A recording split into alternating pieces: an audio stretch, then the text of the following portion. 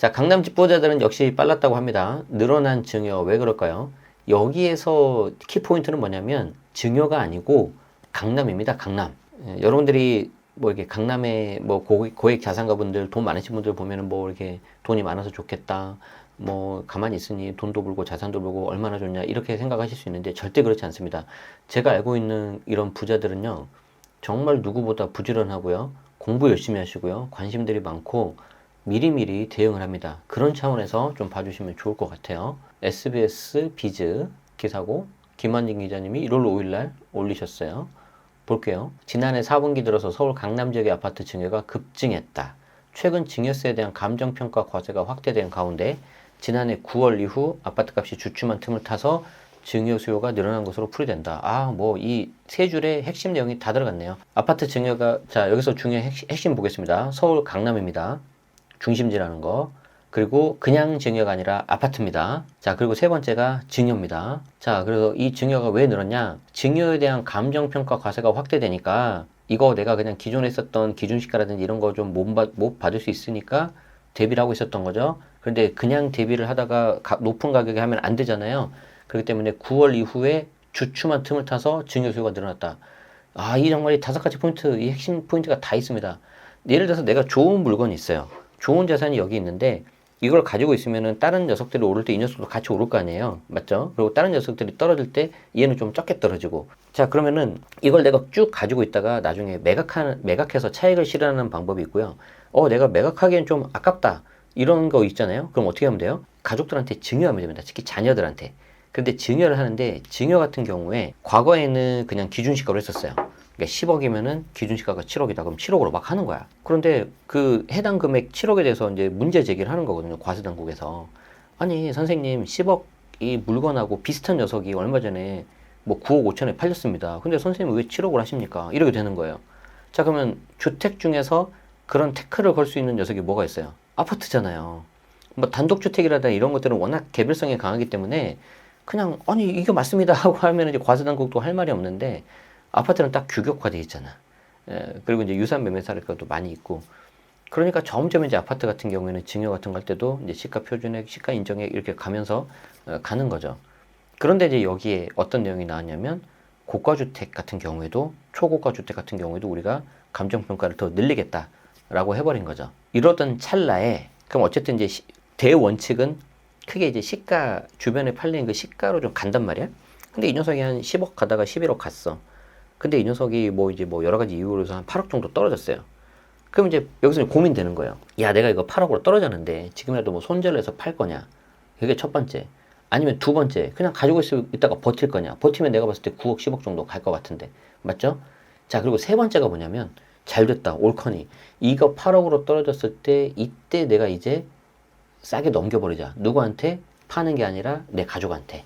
그렇게 해서 증여해버리는 겁니다. 그 내용입니다. 자, 한국부동산원이 집계한 아파트 거래 원인별 통계를 분석해보니까 10월과 11월 서울 아파트 전체 거래에서 증여가 차지하는 비중이 각각 14.4, 13.6으로 나는데 이거는 직전 9월에 4.9, 전년도 10월과 11월에 7.9, 7.2에 비해서 크게 늘었다. 그러니까 그 전년도에는 4.9, 7.9, 7.2였는데 14.4, 13.6 이렇게 나왔었죠. 자, 그런데 가장 높았던 건 언제냐면은 22년 12월에 29.9. 어마어마하죠.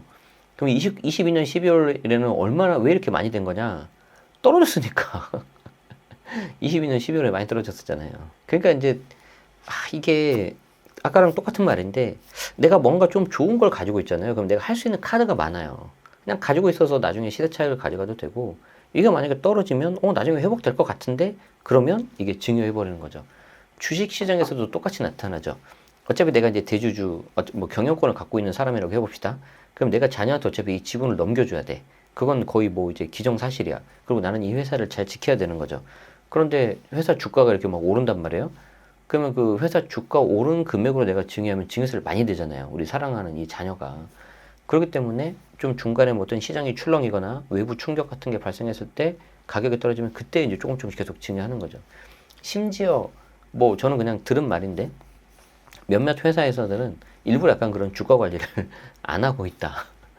이게 지분을 넘겨야 되니까, 가업을 승계시켜야 되니까 이런 말도 들었습니다. 자, 다시 돌아와서 강남권의 증가세가 두드러졌다. 왜?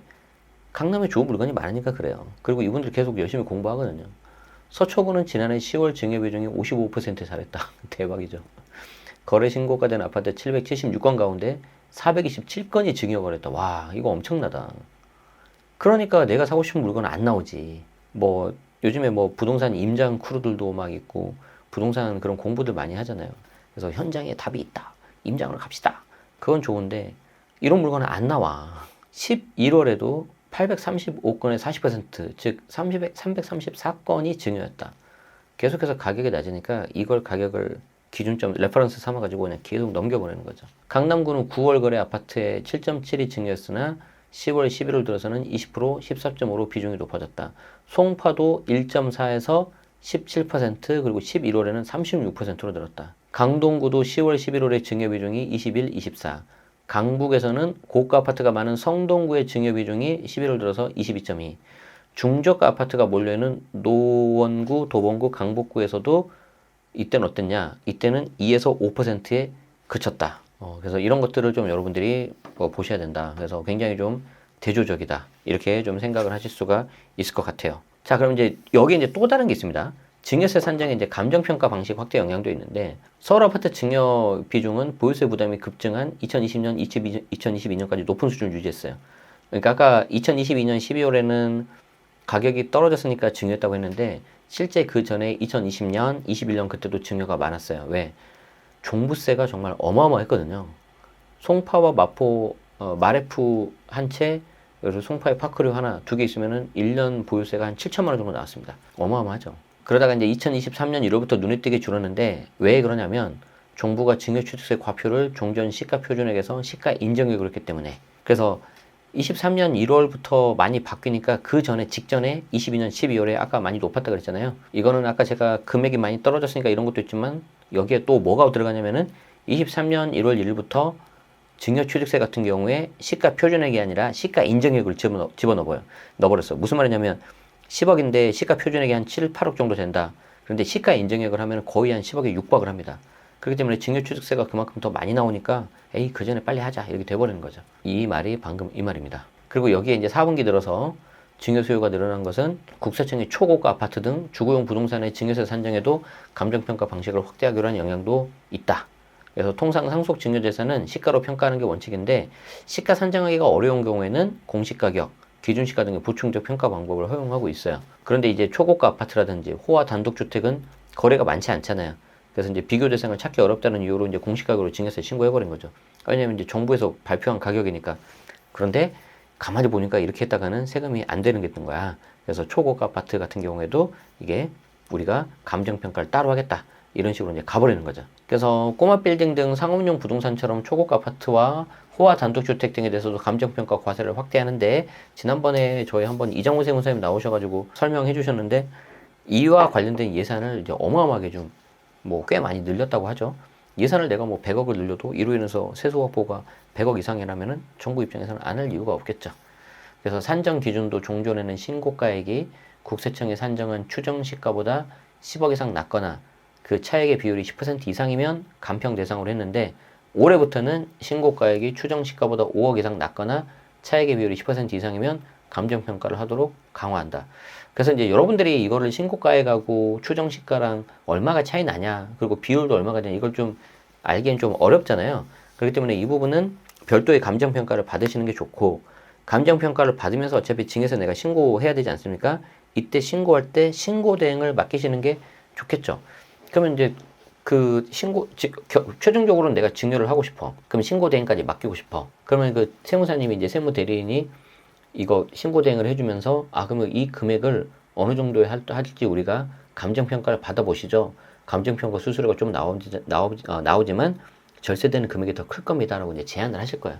그럼 이제 그 세무사 사무실에 연계되어 있는 감정평가사님들이 계십니다. 그럼 거기에 대해서 이제 좀 유리한 방향으로 하게끔 되겠죠. 여러분들이 그냥 혼자 이건 한 8억짜리구만 이렇게 하고 그렇게 하지 마시고 예, 그럼 이제 큰일 나는 거죠. 예, 그래서 제가 늘 말씀드리지만 금액이 좀 크거나 아니면 비과세거나 좀 뭔가 이슈가 있는 좀 어려운 그런 것들이면 그런 거일수록 세무사님한테 좀 맡기세요. 그럼 내가 이제 신고서가 딱 들어가면 그걸 이제 검증하는 세무 공무원 입장에서 야, 이 사람은 얼마나 공부를 열심히 했으면 세무사한테 안 하고 혼자 했을까? 이렇게 생각할 것 같아요. 택도 없죠. 야, 이 사람 혼자 했는데 이거 맞아? 이거 틀린 거 아니야? 아니면 혹시 어떤 세금 줄이려고 막 자기 맘대로 한 거 아니야? 이렇게 하면 꼼꼼히 들여다보겠지. 근데 이제 세무대리인 통하면 그 땡땡 세무법인 누구누구 세무대리 딱 있단 말이야. 그럼 이제 그걸 보면 이제, 아, 이분 내가 아는 분인데 이분 뭐 잘하니까 뭐 잘 알아서 했겠지 하고 좀 이게 좀, 쉽게 이게 좀 넘어갈 수 있는 그런 여지가 있겠죠. 아, 그리고 높아지면서 하는 말인데 왜 가끔 이렇게 댓글에 뭐 제가 세무사냐 이런 질문을 하는 거죠. 구글 검색어 연관어에도 있던데 저는 저희 채널 정보란에 맨 첫 줄에 세무사가 아니라고 적었어요. 저 같은 비자격사는 그런 신고대행 업무를 하거나 어떤 불법적인 중개 알선을 하면은 제재를 받습니다. 저는 그런 거에 1도 관심 없고요. 저는 그냥 제가 알고 있는 지식이나 정보를 알려드리는 거. 그리고 이제 요걸 바탕으로 해서 여러분들이 이제 세무사님하고 상담했을 때 조금 그래도 알고 가면 좋잖아요. 아무것도 모르는 것보다는. 그렇게 해서 좀 도움 받으시기를 바라겠습니다. 그래서 좀 알고 가서 맡기면은 훨씬 편해요. 그리고 전문가의 좀 도움을 받으시는 게 좋죠. 지금 이제 제 거 물건 중에서 이제 공실이라서 이제 인테리어를 좀 하고 있는데 예전에 제가 이제 막 투자 초기 때 그때는 저도 셀프로 인테리어 했었단 말이에요. 그때 했을 때 뭐 이렇게 페인트 칠도 해보고 다 해봤었거든요. 그 뒤로는 제가 절대 페인트질을 하지 않습니다. 어차피 제가 시간 낭비, 돈 낭비. 그 돈으로 차라리 전문가를 고용해서 예쁘게 페인트 칠을 하는 게 낫다. 저는 이제 다른 거 뭐 이런 기계, 전자제품이라든지 뭐 레고라든지 뭐 이런 거 만드는 건 되게 자신 있고 잘하는데 인테리어 관련해서는 제가 똥손이에요. 잘 못해요. 그럼 뭐 그것까지 제가 굳이 잘할 필요 없잖아요. 왜 우리가 모든 걸 다 잘해야 되지? 돌이켜보면은 초중고 때 받았던 그 교육의 잘못된 문제인 것 같아. 뭐 어떤 과목이 다 수로 나오는데 어떤 사람이 어떤 과목이 좀 적게 나오면은 왜 이거 못했어? 막 이렇게 하는 거지. 의미 없다고 봅니다. 잘하는 거에 집중하시고 그걸 더 키우시면 될 것 같습니다. 아시겠죠? 그래서 중요한 게 뭡니까? 정리해보면 자산가분들은 끊임없이 고민을 하고 공부를 한다. 작년에도 거래가 그렇게 줄었을 때에도 그래도 계속해서 상담 오시고 문의 오신 분들은 다 고액 자산가 분들이셨어요. 두 번째는 내가 이왕이면 조금이라도 좋은 물건이 있어야 그걸 가지고 내가 뭐 활용할 수 있다. 그러니까 내가 할 수 있는 여력 내서 이왕이면 좋은 거 하나로 집중을 하자. 그걸 가지고 있어야지 내가 나중에 증여도 할 수 있고 매매도 할 수 있다. 그리고 세법은 계속해서 변한다. 변하니까 계속해서 공부하자. 그러니까 구독하시고 알림 설정하면 된다. 고맙습니다. 네, 오늘 영상 여기서 마치고 시청해주신 여러분들께 감사 말씀 드리겠습니다. 고맙습니다.